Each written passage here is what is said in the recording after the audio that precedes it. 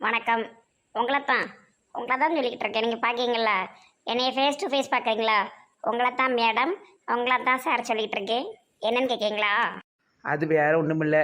இப்போ கொஞ்ச நாளாகவே போகிற கதை போக்கு யாருக்கும் அவ்வளோவா பிடிச்ச மாதிரி தெரியல. ஒரு 100 கமெண்ட் வந்ததுன்னா அதில் 50 கமெண்ட் கதை நல்லால மொக்க கொக்க பொக்கன்ட்டு கிடைக்கியோ. உங்களுக்கு என்ன மாதிரி வேணுங்கிறத கமெண்டில் போடவும் மாட்டேங்கிங்க. மொக்க மொக்கன்னு போட்டு ஓடுதில்ல, என்ன கதை? ஆமாம், உங்களுக்கு எந்த கதை பிடிக்கல? இப்போ ஒரு எடுத்துக்காட்டுக்கு இப்போ வந்து வெண்ணிலா கதை வருதுன்னு வச்சுக்கிடுங்களேன். வெண்ணிலா கதை வேண்டாம் அருக்கு அப்படின்னு சொல்லி போடுங்க. முட்டையா மொக்க போறீங்கன்னு போடுறதுக்கு பதிலாக கூட ஒரு 4 எழுத்து எழுதி விட்டு போவாங்களேம்மா.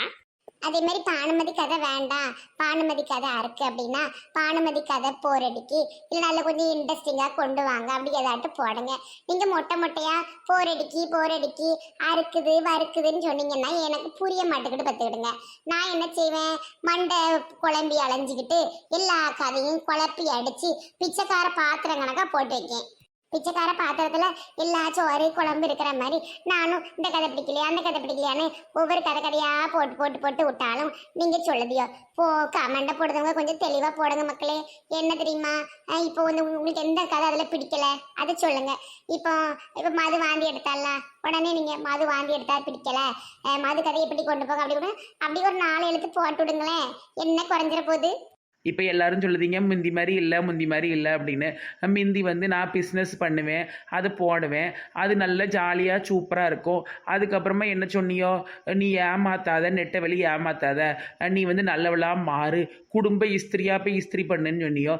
நானும் ஒரு குடும்பம் குட்டின்னு உட்காந்த உடனே போரடிக்கிங்க. பழைய எப்படி நான் பிரார்த்தனை பண்ணணுமான்னு எனக்கே தெரியல, பார்த்துக்கிடுங்க. முந்தி நானும் இளிச்சக்காவும் வெள்ளியாக இருந்தோம். அப்போ நல்லா காமெடியாக போச்சு. அப்புறம் எங்களையும் போட்டு வெள்ளி வேண்டாம் திருத்தங்க நீங்கள். நாங்கள் திருந்தி வந்தோம். இப்போ போரடிக்கிங்க. இப்போ பானுமதி கொஞ்சம் வெள்ளியாக இருக்கா, அதுவும் பிடிக்கல. பானுமதி நீக்குங்க, பானுமதி இருந்தால் நாங்கள் கதையை பார்க்க மாட்டோம் அப்படிங்கிங்க. மக்களே, ஒரு விஷயத்தை யோசிச்சு பார்த்தீங்களா? ஒரு வாழ்க்கையில் எல்லாருமே எப்படி நல்லவங்களா இருக்க முடியும்? இப்போ நம்ம குடும்பத்தில் எடுத்துக்கிடுங்களேன். நம்ம சம்மந்தி மாறு, நம்ம அண்ணி மாறு, அத்தை மாறு, எவ்வளோட்டு ஒருத்தி வெள்ளி வேலையை பார்த்து வைப்பாளா? அதே மாதிரி ஒரு குடும்பத்தில் ஒரு வெள்ளி இருக்க தானே செய்வா. நீங்கள் நம்ம கதையில் வந்தால் மட்டும் ஏற்றுக்க மாட்டேங்க. என்ன தானே செய்யட்டும்? உங்களை கமெண்ட் போடக்கூடாது நான் என்னைக்குமே சொல்ல மாட்டேன். ஏன்னா உங்களுக்கு பிடிச்ச மாதிரி வீடியோ போட்டு உங்களை சந்தோஷப்படுத்துறதுல தான் எனக்கு சந்தோஷம். நீங்கள் ஒரு 4 பேர் சூப்பர்னு போடும்போது நான் அப்படி வானத்தோடய உச்சிக்கு போயிடுவேன். எனக்கு ரொம்ப சந்தோஷமா இருக்கும். எனக்கு இதில் வீடியோ போட்டு காசு மட்டும் பார்க்கறதுல எனக்கு சந்தோஷம் கிடையாது, பார்த்துக்கிடுங்க. எனக்கு என்னோட சப்ஸ்கிரைபருக்கு நல்ல வீடியோவாக கொடுத்து அவங்கள சந்தோஷமா வைக்கிறது எனக்கு ரொம்ப பிடிக்கும். எனக்கு ஒரு 10 நல்ல கமெண்ட் வந்தாலே அதை நான் 10 வாட்டி வச்சு பார்ப்பேன். ரொம்ப சந்தோஷமா இருக்கும்.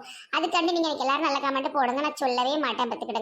நீங்க என்ன செய்யுங்க, உங்களுக்கு அந்த என்ன இது பிடிக்கல, இப்ப இன்னைக்கு ஒரு வீடியோல மொக்கன்னு வரையல, அதுல என்ன பிடிக்கலங்கிறத அதையும் சேர்த்து போட்டு விட்டு போயிட்டீங்கன்னா அதுக்கு ஏத்த மாதிரி நான் கொஞ்சம் மாத்தி விடுவேன். அதுதான் நான் கேட்க உங்ககிட்ட, சரிங்களா? அதே போல் நம்ம வீடியோ போட்ட உடனே அதில் டிஸ்கிரிப்ஷன் ஒன்று இருக்குது பற்றியா, அதில் இமெயில் ஐடியும் நான் கொடுத்துருப்பேன்.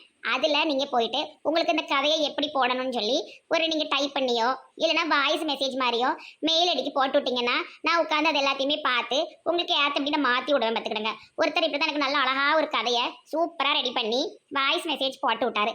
சூப்பராக இருந்தது. ஆனால் ஒரு கதை கொஞ்சம் பெரிய கதை, அது போடுறதுக்கு கொஞ்சம் நாள் எடுக்கும், பார்த்துக்கிடுங்க. அதனால நான் என்ன செஞ்சேன், அந்த கதையை கொஞ்சம் பெண்டிங்கில் வச்சுருக்கேன். அதை அப்படியே கதை கோடி சேர்த்து அந்த கதையும் போட்டு விடணும்னு வச்சுருக்கேன்.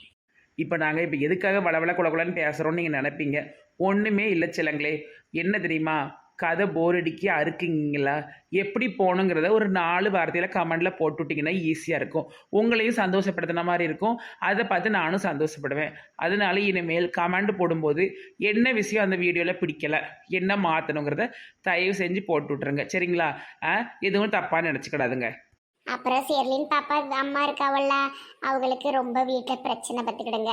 ஏற்கனவே இப்போ ஒரு வீடியோவில் சொல்லியிருப்பாங்கல்ல, வீடு இடிஞ்சிட்டு வாங்கி 4 வருஷத்தில் இடிஞ்சிட்டு அதுக்கப்புறமா மாமனார் இறந்துட்டாங்கன்னு.